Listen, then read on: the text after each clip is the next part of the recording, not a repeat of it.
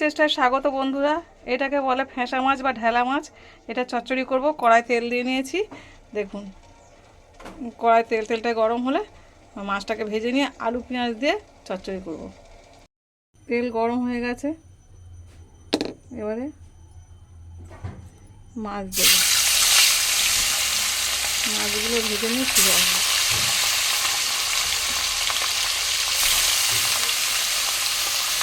মাছ কেটে নিয়েছি, আর কটা চিংড়ি মাছ ছিল এর মধ্যে। চিংড়ি মাছগুলো একটু ভেজে নেবো, নিয়ে তো চচ্চড়িতে দিয়ে দেবো। এই আলু, পেঁয়াজ, টমেটো, ধনেপাতা, আর এর মধ্যে কাঁচা লঙ্কা ছিঁড়ে দেবো। দারুণ লাগে খেতে, একদম ফাটাফাটি। কীভাবে করছি দেখুন, দেখতে থাকুন। এবার আমি পেঁয়াজ দেবো, একটা টমেটো, পেঁয়াজ দেবো।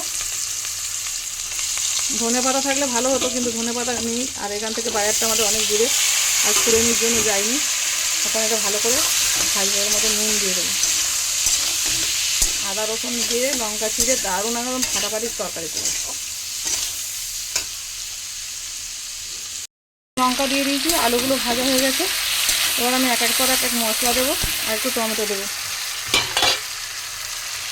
আজকে কোনো মটন বা চিকেন করছি না, আজকে সব মাছের উপর দিয়ে করছি। আর একটা বিশেষ তরকারি করবো উনুনে, সেটা দেখাবো আপনাদেরকে। ওটা দিয়ে ভাত খাওয়া যায়, যেমন যেন আজকে কোনো রেসিপি রাখিনি, বাড়িতে ওদের জন্য রান্না করে দিয়ে এসেছি। এখন না একটু আদা রসুন দিতে ওর মধ্যে, আদা রসুন লঙ্কা হলুদ,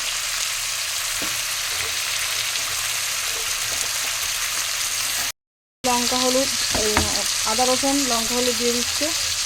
কারণ এক হাতে ভিডিও করতে আপনারা তো জানেন অসুবিধা হয়, আমি অনেক কষ্ট করে করে দিয়ে হলুদটা পুরো দেব।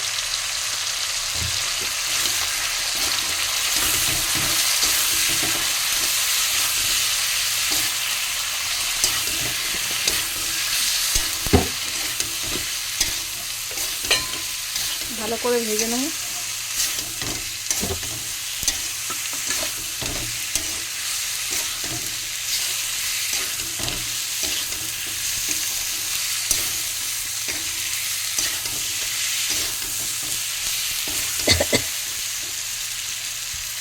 দিয়ে দিয়েছি, এবার অল্প করে জল দেবো, কারণ আলুগুলো গলে গেছে।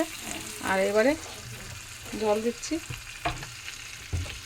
আর পরে ধনে জিরে গুঁড়ো দিয়ে দেবো। এই যে হয়ে গেল মাছ চচ্চড়ি, খালি আলুটা গলার অপেক্ষায়।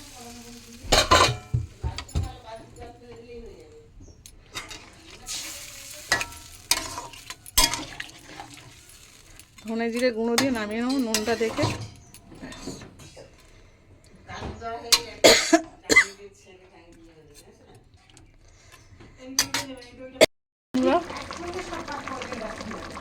মা সোনা বকবক করছে, কত সুন্দর কালার এসছে, দারুণ। পুরো চচ্চড়ি হবে। এই চচ্চড়ি লঙ্কা দিয়ে একদম খেতে ফাটাফাটি লাগে।